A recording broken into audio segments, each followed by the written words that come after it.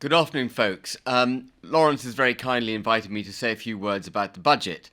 And I suppose I should start by saying, isn't it a welcome relief, ladies and gentlemen, that we have a Prime Minister who, within a week or two of being elected, has actually delivered significantly on the promises she made in order to get that position. So let's just start with the big steps that she took this morning. First and foremost, and perhaps ironically, her first announcement was a really big spending pledge, a pledge to cap energy bills at £2,500 per annum for the average household, which together with a £400 rebate would result in about £2,000 per annum. And I say ironically because the rest of the direction of her travel has been to deregulate and to cut taxes, which she had also promised during the leadership contest. But this big spend, which some commentators think may cost up to 100 billion, I think it'll be less than that because gas and oil prices are already coming down. But this big spend, unfortunately, was necessary. It was necessary to prevent people from starving, literally, and freezing to death over winter. So she had to do it. But the rest of her announcement, as I said, was absolutely in the right direction. So let's just go through a few of them. First and foremost, national insurance. The manifesto busting increase that Johnson put in place last April has been reversed. She's also scrapped the ridiculous increase in corporation tax that Sunak had promised. I mean, can you imagine kicking the private sector in the shins for 2 years and then taxing it on the way out? It was utterly absurd that corporation taxes were going to go up, and quite right that she cut it.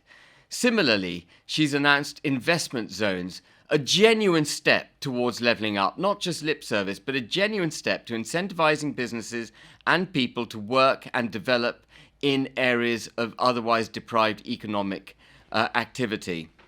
The only way you crack this nut is by giving people an incentive to do things, and that's what she's done with investment zones. And stamp duty was cut for first-time buyers on property. Terrific. We want stamp duty reduced. It's a tax on activity. George Osborne was completely wrong to increase taxes on property. When you do that, what you do is reduce the number of properties that are sold, actually inflating prices. By cutting stamp duty, not only does it make it affordable for people to get onto the housing ladder, it actually keeps a lid on prices counterintuitively.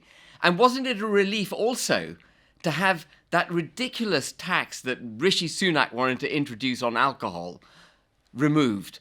Why should we be penalised for having a drink? For goodness sake, thumbs up to that too.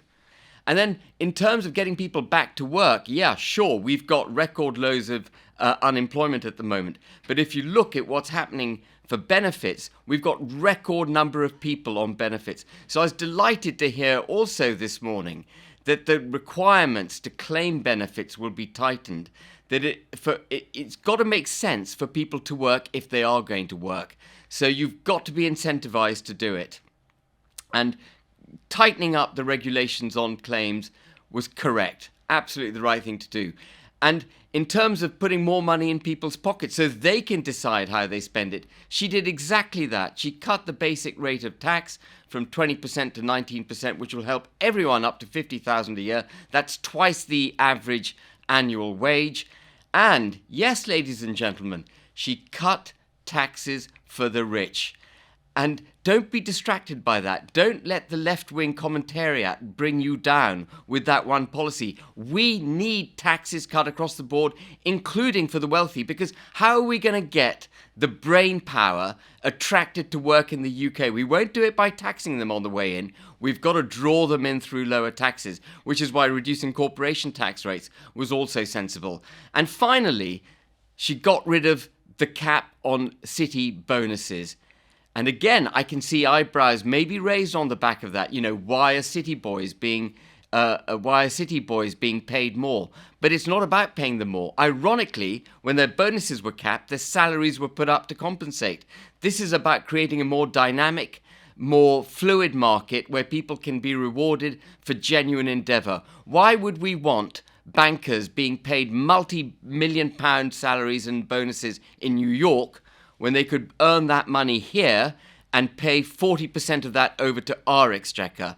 We mustn't indulge in the politics of envy, and Liz Truss was absolutely spot on to pay no heed to what she must have known would be negative headlines focused around the 45% tax rate and the cap on bonuses. So overall, a massive step in the right direction for UK PLC this morning. I don't buy the doomsters. I don't buy the theories that this is going to result in the UK ending up in greater difficulty. Any of those detractors who wanted more of the same of Sunak, Rishi economics, as I call it, Rishi-nomics, are going to be proven to be wrong. Truss has done the right thing, and in Truss, I hope we can continue to trust.